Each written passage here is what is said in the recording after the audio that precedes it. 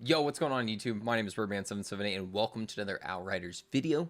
Today, we're going to be talking about Devastator, one of the classes that is available in Outriders. Now, remember, currently, Outriders is only available in a demo form, so you're only going to be able to go to a certain point with each one of these characters. But with Devastator, I can already tell that this is going to be a huge endgame class.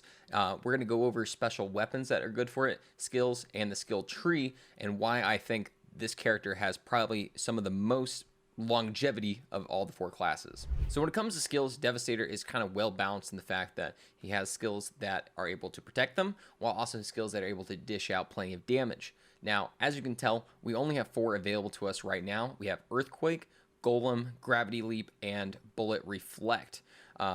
So these four right now are all you're able to really access, but the small taste that we got from these really tells me that there is a lot of potential with this character.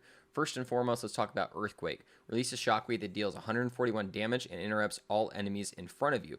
Now, this is really cool because it's able to not only go through blocks, barricades, everything in front of you, it deals out a lot of damage. And we also have a lot of modifiers on our armor that are able to help boost the damage of this, boost the range, all these different things, inflict bleed, things that are going to really synergize well with Devastator.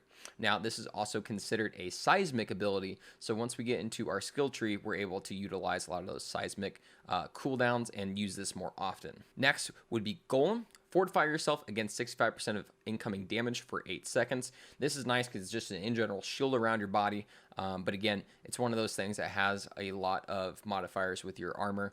Things like inflict bleed to enemies around you while in Golem, increase the resistances that you have while in Golem, and just the in general duration. I think this is going to be something that's going to be great for solo play, just because you're not really going to have to worry about a lot of that damage coming at you. You're going to be able to do everything normal while also having that tanky style to the character. Next would be Gravity Leap. Leap into the air and strike your targets from above, dealing 251 damage, interrupting enemies within a small radius and area that you land in. Now, right now, this is my favorite because this gives Devastator a lot of mobility. Why does it give him mobility? Because you fly up in the air and you're able to select any enemy on the battlefield to land on top of. Now, this could be the guy right in front of you when you immediately activate your ability, or it can be the person all the way in the back. It's just really nice for movement and just setting yourself up for success. Let's say, like, even though you are the tank character, you're starting to notice you're low on health. You need to kind of move out a little bit. You can use this to shoot out to a far out enemy, hit them, reset. But the modifiers for this are also cool. There is one that is specific that I really like. It's whenever you deal damage with Gravity Leap, you gain 100% damage as healing, and then if you get a kill, you get 200% damage as healing. So it has a lot of potential to not only be an offensive, but also one of those passive healing abilities. Finally, it'd be Reflect Bullets. Exactly like it sounds, you put up a giant barrier around you that grabs all the bullets that are coming at you for 10 seconds, and then sends those back towards enemies. Now, this one I think is going to be one of the better ones for co-op play. One, because there's different modifiers that will inflict bleed, inflict vulnerable upon enemies, which will synergize well with your fellow teammates, but also just being that tank style character for your teammates and able to stop a lot of that incoming damage while they're able to produce damage back out at the enemies. When it comes to the skill tree for Devastator, we have 3 different trees to go into: the Vanquisher, Warden, and Seismic Shifter. Now, your Vanquisher is going to be pretty much all your gun damage, weapon leech, critical damage, stuff like that, armor piercing, everything that's going to go from a gun to producing damage.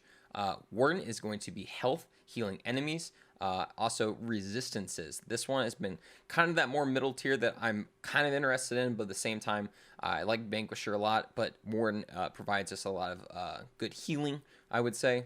And then finally, the Seismic Shifter, which is going to go into your anomaly abilities and into bleed. Now, Seismic Shifter was one that I was kind of sleeping on at first, but now I have a lot of hope for. Multiple different abilities like the blood donation. You are healed for 35% of the bleed damage that you inflict. There is a lot of bleed duration and bleed damage effects on this part of the tree. So let's say you're using a weapon like the Migraine that produces bleed damage on every shot. You're going to be constantly healing. So that gives Devastator essentially this mid-range ability. So it's not only having to be right up in somebody's face to get that healing. I think this is going to be a very awesome tree for you to use just because, again, it's going to provide a different gameplay than just walk up to someone and shoot them with a shotgun and be done with it. The Warden tree has an awesome ability, Outrider Commander. Increase all healing by 20% and shield by 20% for you and your allies. Obviously, this is going to be great because each one of the characters has their own healing for red health and maybe shields or armor, something like that. And this is going to really help out with that. That kind of makes the co-op part of this tree something you might want to feed into. Even if it's something you don't really want to go into, you could always just spend the extra 5 tokens to move from either one of these trees down to here, to one of these two, to the Colossus right here, and then into there. And then finally, let's talk about the Vanquisher tree. A lot of good armor piercing, a lot of good weapon damage for shotguns, assault weapons. But the one that I'm enjoying probably the most is the Bounty Hunter. Increased damage against elites by 15%, and elites deal 15% damage, less damage to you. So this is going to be great for those farming activities that you're going to do, whether it's captains or whatever the future enemies that we have in Outriders is going to be. You're going to be doing more damage to them, and they're going to be doing less damage to you. And especially, again, in a tank-style character that is able to essentially do it all themselves, less damage, more damage reduction against enemies is going to be very beneficial. And I also want to kind of show off a couple more of these skills. When kinetic skills end, increase your weapon damage by 70% for 10 seconds. So things like Boulder Dash, things like your Gravity Leap, things like that that have a short cooldown, you're going to be able to utilize really well with these type of abilities. So you'll be getting 70% more damage right after using that. And for 10 seconds, the cooldown will be before that 10 seconds. You can use it again and just refresh, essentially constantly causing this character that needs to be that frontline tank constantly doing damage to be able to do that. Finally, let's talk about kind of weapons that we think are going to be beneficial for this character. Shotguns more than anything. You want something that's going to be right in enemies' faces because this is the tank style character, the person that's supposed to be right in front of the battlefield, taking all that damage while also dishing it out. Right now, the Airy Master is my favorite because it is a great bossing weapon. It has that weightlessness effect ability. Shots inflict time rift on enemies. Time rift races the enemy into the air for 5 seconds.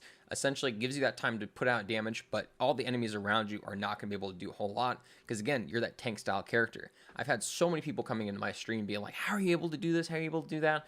Devastator, homie. Like, they're able to do pretty much it all. And one other one I would say is Assault / SMGs. I mentioned the Migraine before. It is a legendary SMG. I think that one's going to be great for that mid-range game, especially if you're going into that bottom Seismic Shifter tree, constantly inflicting bleed, stuff like that. But also, the Voodoo Matchmaker has been a pretty cool one. First off, again, in our Vanquisher tree, we get an assault weapon boost. So Voodoo Matchmaker would be a great one. But also the fact that the shots inflict vulnerable upon enemies, and this links up to other enemies as well with the ultimate damage link ability. I think this would be really cool for comboing things like shooting an enemy, a couple enemies around that are affected, do a earthquake on everybody, and they all die. I think it would be really neat. A couple modifiers I would say to look out for whenever you're picking armor. I would play Blood Shock, inflict bleed on enemies damaged by the skill. This will be great for, again, going that Seismic Shifter tree. If you're able to get to that blood donor ability, doing this would heal you instantly because inflicting bleed, you would return that as health. Human Comet, increase the skill's damage by 100%. This one's super nice. Armor Boost, doing Earthquake grants 270 points of armor for each enemy afflicted by this skill, and this lasts for 10 seconds and stacks up to 10 times. Now, quick thing, Earthquake has a pretty short cooldown, so you're going to be able to hold this armor for practically the entire time the Earthquake cooldown is going through. So you're going to be able to stack up a lot of points of armor, which is just damage mitigation against you. You're going to be taking less damage, putting it out more, be able to do another Earthquake, get more of that armor, so on and so forth. Ground Crush, increase the skill's base damage by 65%. If you're wanting to make sure that you're able to kill the enemies with your Earthquake, this would be one of them to do that. And then finally, Life Absorption. Heal for that 100% of damage dealt. If your target dies, heal for 200%. This is that Gravity Leap ability that I'm really loving, and I think people need to really look out for. Another one that I would say is interesting to look at is Hollow Point. Reflect Bullets. All reflected bullets apply at vulnerable status. This is going to be for that bullet reflect, and this is going to be more for that co-op play, I would say, able to essentially turn the entire battlefield into vulnerable enemies. Your teammates will be able to take big advantage of that. Quick tool that I'm going to show off that I think you should take advantage of is this website, Bread Builder, where you're able to essentially pick all of the different skill points in an interactive tree that you would have available on launch once you hit that max level.